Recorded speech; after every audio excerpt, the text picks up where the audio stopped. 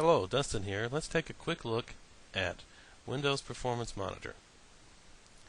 To do that, we open our Start menu and start typing the word Performance and click on the link that comes up. In some versions of Windows it will be called Reliability and Performance Monitor, but they're both the same tool. So let's maximize this and make sure we have Performance Monitor selected on the side.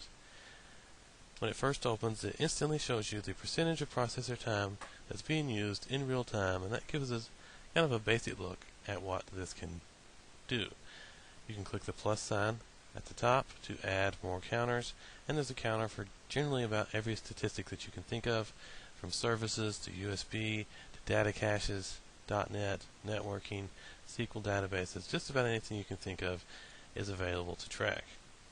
But tracking it on this real-time view is not really that impressive. I mean, it shows us what our computer is doing now, but how do we look at our computer over the long term? To do that, we'll need a data collector set. So I'm going to go ahead and stop this real-time view and start a new data collector set.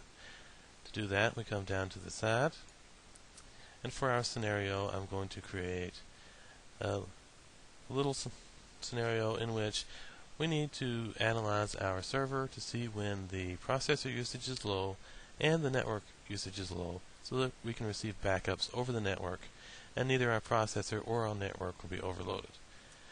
So once we have our data collector set opened, let's right click on user defined, click new, and then data collector set. Let's give it a name. We'll call it server test.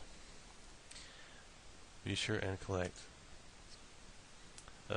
manual or advanced information, and performance counters are what we want for our log. Click next and it will allow us to add our information. We want to start out with processors, so let's expand that out and show percentage of processor time. So you click add, and we also mentioned we wanted to track our networking traffic. So let's go up to network interface, expand that out, select bytes total a second, which will average our sent and received, and add that as well.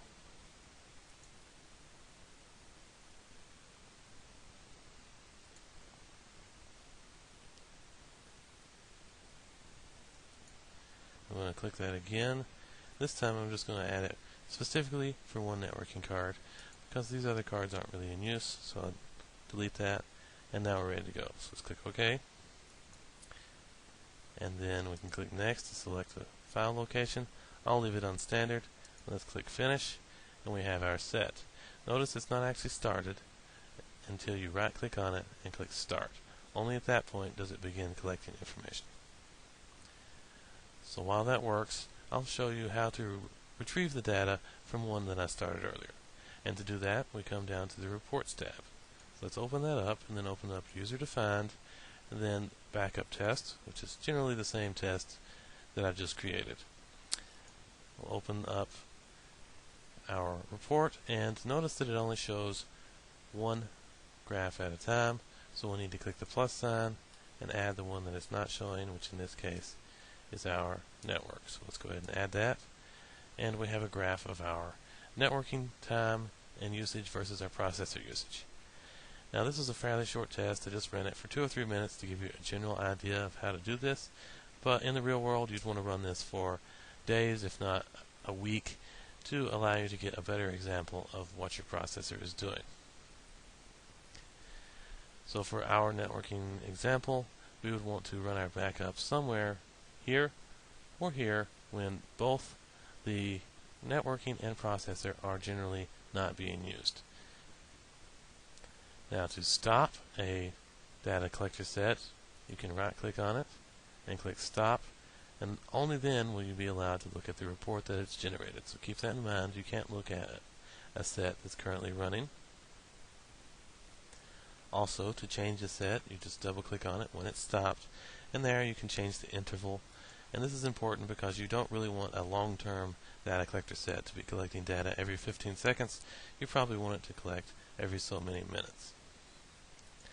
Additionally, you can right click on it on the sidebar and select properties, and from here you can change the file directory and create a schedule for when it runs, or a stop condition such as when it has run for a certain amount of time or collected a certain amount of megabytes of data, and this is important if you're worried about your server storage space.